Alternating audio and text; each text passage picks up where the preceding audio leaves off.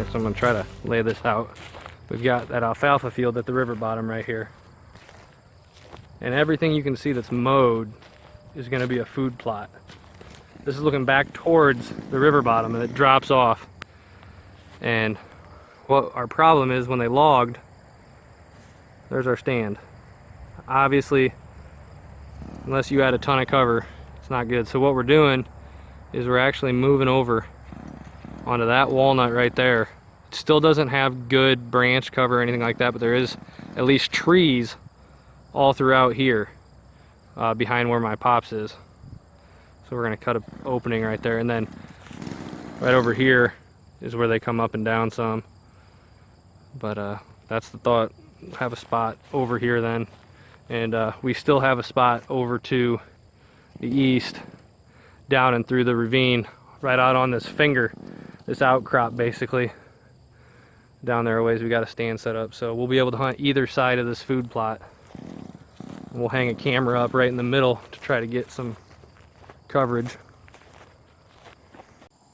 Hey guys, so it's a few days later. As you can tell, different shirt, no hat. Came back, got the stand hung. We ran out of time that day, and got the stand moved over here. This is a tiny stand. This is one of those that I'm comfortable come middle of the season or late October, but man, the first couple sits, I'm clinging to the tree, and so thankful I got my safety harness on and everything. And it's just, whew, get that first small stand hunt of the year. Maybe jitters. I'm gonna stay up here a little bit today, but this is what we got, guys. As you can tell, we're overlooking the food plot here. Dumped some apples out there today that'll be gone probably in a couple days, but it's right in front of a camera. The food plot has not been planted yet. We're gonna come in. There's a lot of dead thatch out there, and we're gonna burn that once Pops gets back in town. He's down visiting the grandkids.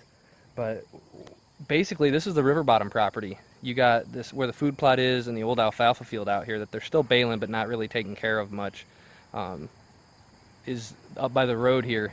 And then you've got a chunk of timber that runs along this flat, and there's only a few spots where they seem to come up and out of that bottom.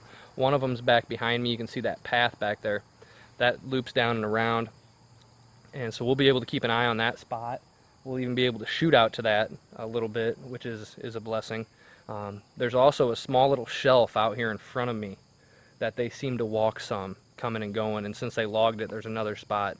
And then obviously out towards the other side of the food plot, there's a finger of timber, and they come up and down that. We've got another stand over there, depending on the winds or the movement patterns of the deer. There's less oaks over here that they'll be feeding on. Over there's a ton of oaks, so if they're hitting the oaks really hard, that's the stand we're going to set more. I'm going to cut some more cover for this stand, and I'll take a before and an after picture, hopefully from the ground. I'm going to use this limb up above my head that you see, and I'm going to hang a bunch of dead oaks tops that still have their leaves from when they cut them, when they logged out this entire woods. But this is what we got. This is a good spot. I foresee, I'm not a huge fan of hunting the edge like this all the time. Obviously, you've seen me do it, and I've been successful. But still, I like to get more so in between the food and stuff. But here, it's kind of hard to get to the bottom. I mean, it stops, and it drops instantly, and then you're down in their bedding area. So you're talking about, normally, guys will say I hunt about 100, 200 yards from the bedding and about 100, 200 yards from the food. Well, the thing is, on these small properties, this property's only got probably 12 acres of woods and about a 7-acre field. And, everything shrinks down. So I'm still in between bedding and food. I'm still hunting that in-between phase, even though I can shoot out to the food. They could be bedded 65 yards from me down in this bottom. So we'll see what happens. We'll check back with some pictures of the before and after. And God bless and good luck out there. This is the time of the year where everything is amping up. Getting excited for pictures and everything like that. Had another buck move into the New22. Got pictures of him. He's a really nice highbrow 8. I'm hoping he makes it one more year. He could be a stud next year, but Bertier's still out there running around, and who knows what else is going to pop in. All right, guys. God bless. Hey, guys, as you can see, I'm going to throw up a picture right now. Even though this stand, we moved it over, it had more cover, more trees around it, it still is not what I would call really good security cover. You're sticking out like a sore thumb. There's no branches on the tree that you're up, is So what I had to do was I brought a bunch of zip ties, and I spent a long time cutting branches that still had dead leaves from last year's logging out of a huge oak tree that they had cut down. The top was just laying there, so I took advantage of that, and I kind of started just hanging it anywhere and everywhere, to my right, to my left, on the stand, in the straps.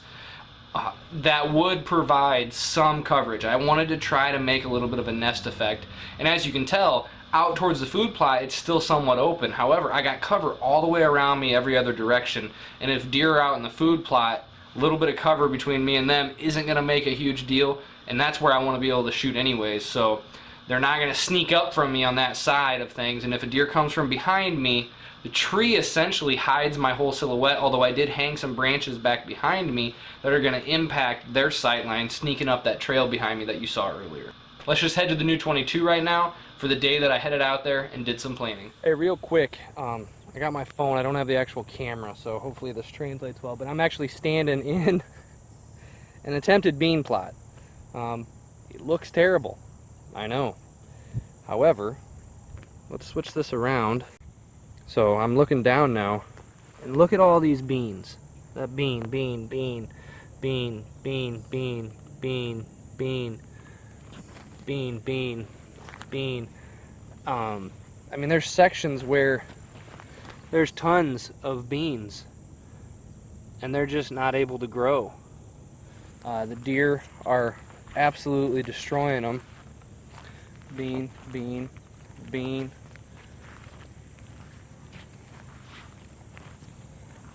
And then over here, these beans were protected a little bit more, but even there, you know, behind where they should be, this was an upland game mix. Dad accidentally Roundup'd it, so that's why everything's dead except for that. So the plan is, the section that I just showed you, that whole area, it served its purpose.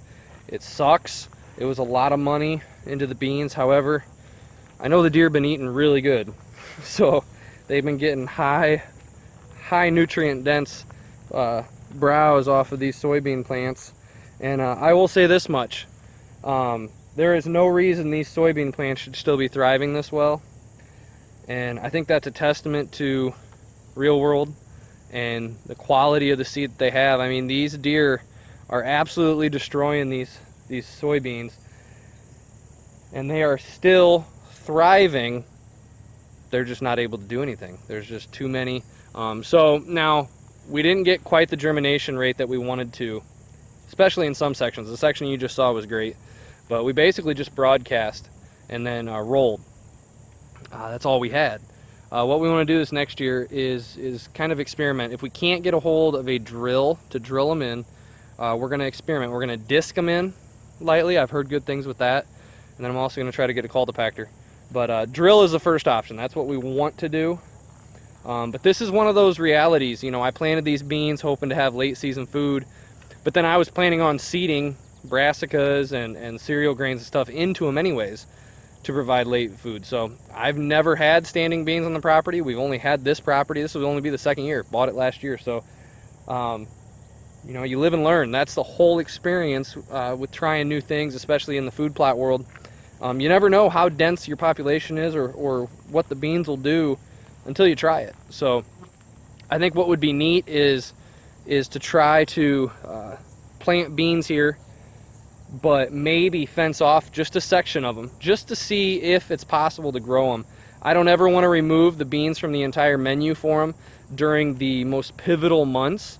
That's not why I food plot. I food plot to provide nutrient dense food for the deer. And you know, soybeans serve a time frame in the summer months and on into the beginning of the fall that a lot of other things are not at their highest, not only digestible levels but also just nutrient level and protein levels, whereas in the soybeans, you know, they're very lush, and that's their growing period. So, and that's why a lot of people get frustrated trying them, growing them. They experience what we did, and you know, I spent a lot of money on those beans. However, my ultimate goal is to provide nutrients for the deer, and you know, hunting this plot would have been great with standing beans, but I'm still going to hunt it with late season brassicas, cereal grains, and things like that.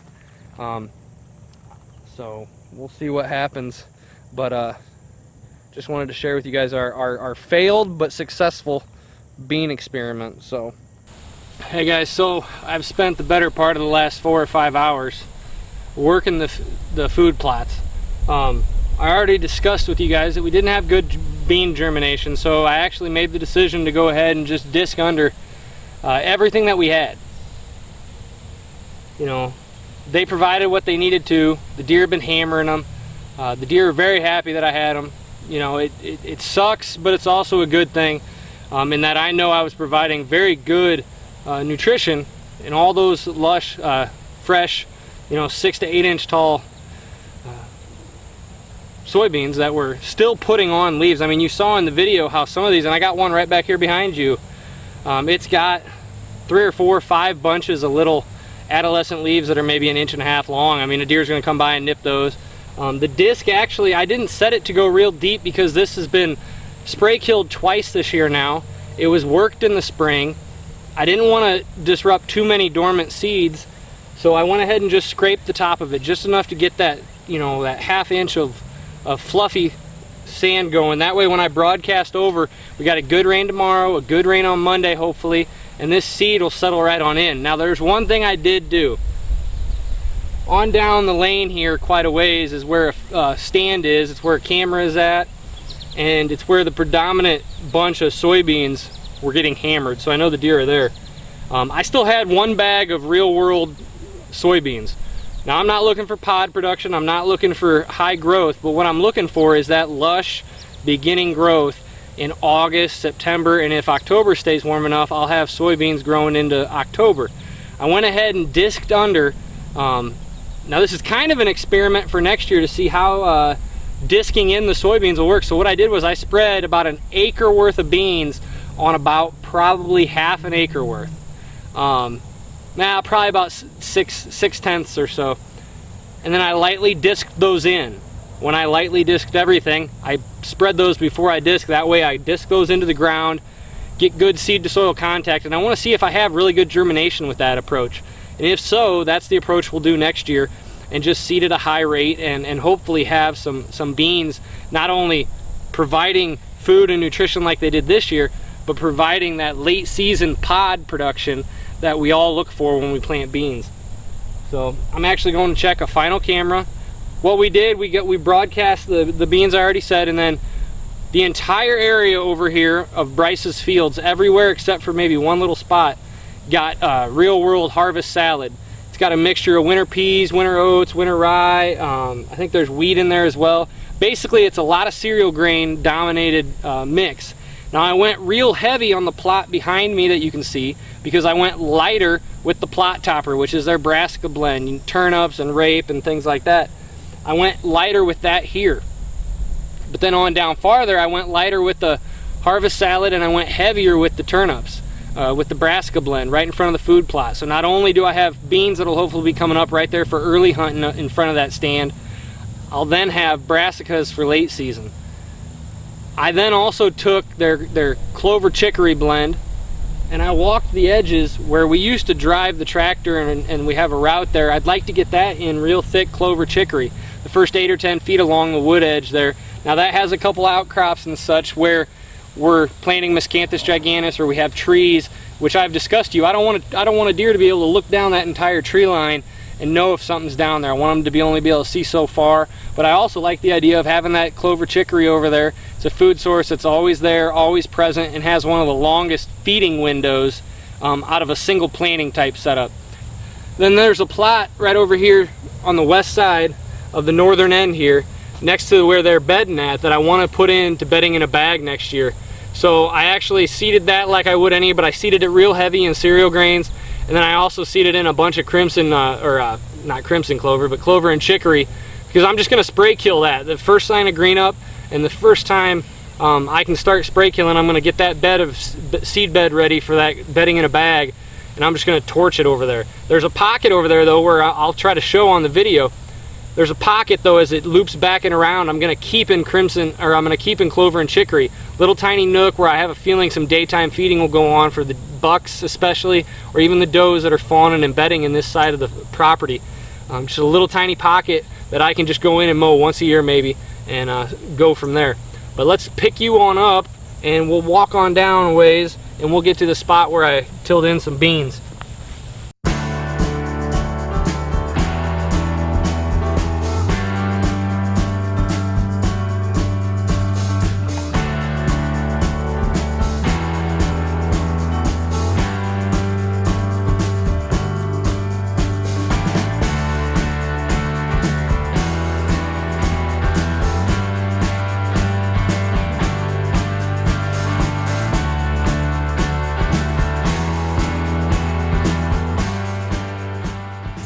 So we've moved on through the narrow corridor between that food plot that you were just in, and I guess you could call this the stand plot. I don't really have a name for this one, but over along that line, if you see that locust bush that's down there, that taller one, that looks like it's in the food plot, go to the left of that. That's the oak tree that the tree stand is in, and it's overlooking this entire place. You'll have, with a gun, you'll be able to shoot to where the camera is here easily.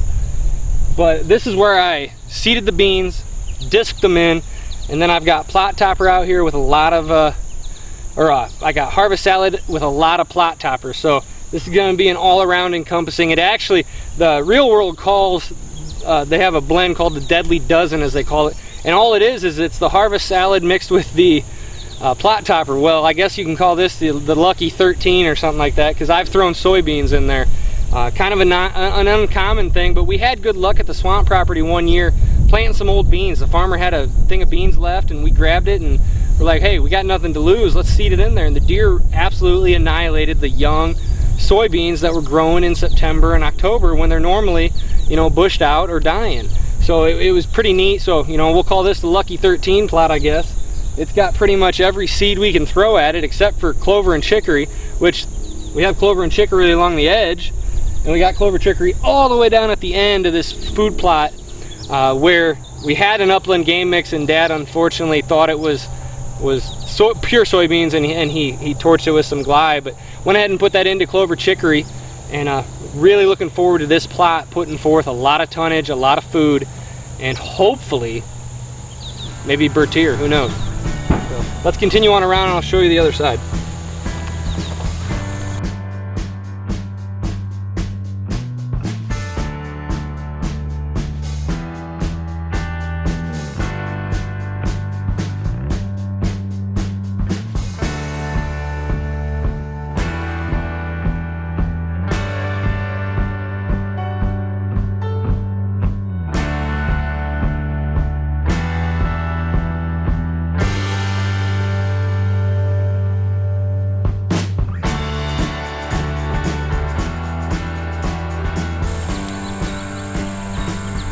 Again, this is more plot topper with a lot of harvest salad.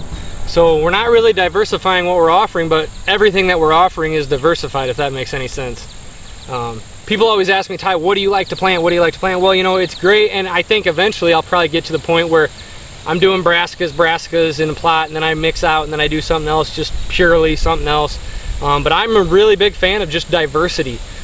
You know, it calls for 50 pounds to an acre, or for an acre of that harvest salad, and I probably put about maybe 25 pounds worth out here, and then I probably planted one of those small jugs is for a half an acre, and I probably planted maybe a quarter of that out here of the plot topper. So really looking forward to this. Down there at the end is the upland game blend mix. There's some soybeans growing down in and throughout that. We've got bedding hooking on around the pond down there.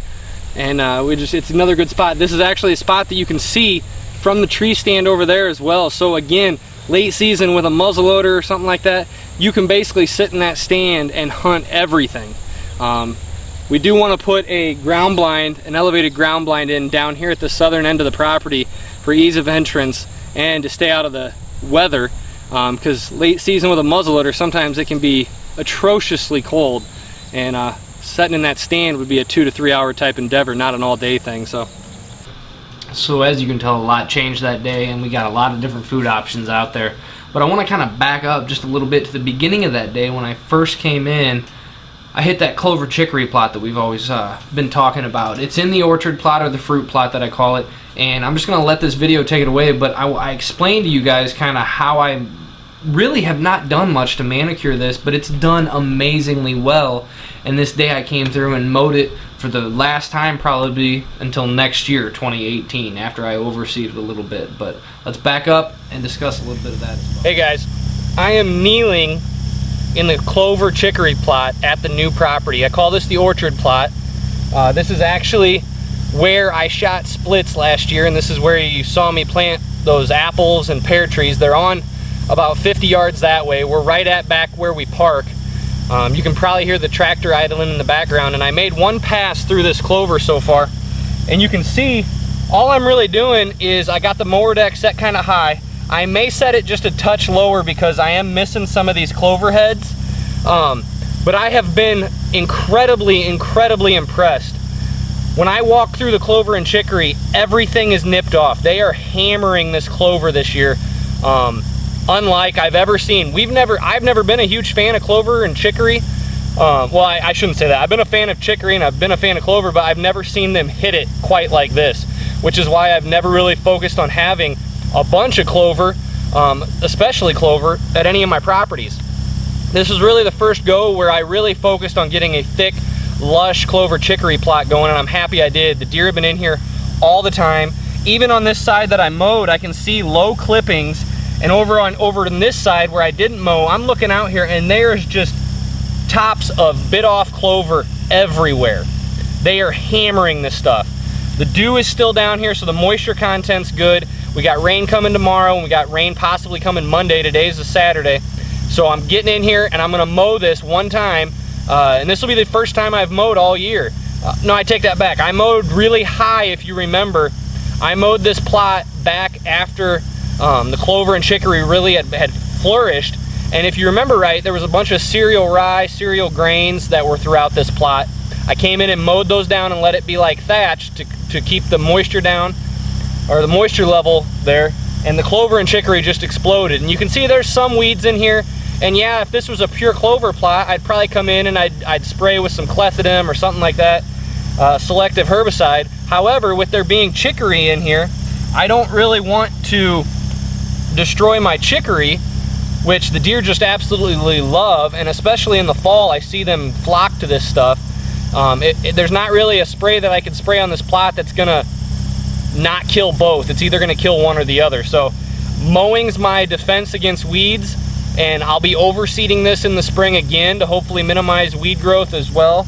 And you know, once the plot starts getting to be about 50-50, where 50% of its weeds, 50% of its clover and chicory, is probably when I'll restart this whole thing back up, do cereal grains to help encourage the clover and the chicory to flourish, kill that off, and again, you know, probably about a 3-year cycle or so.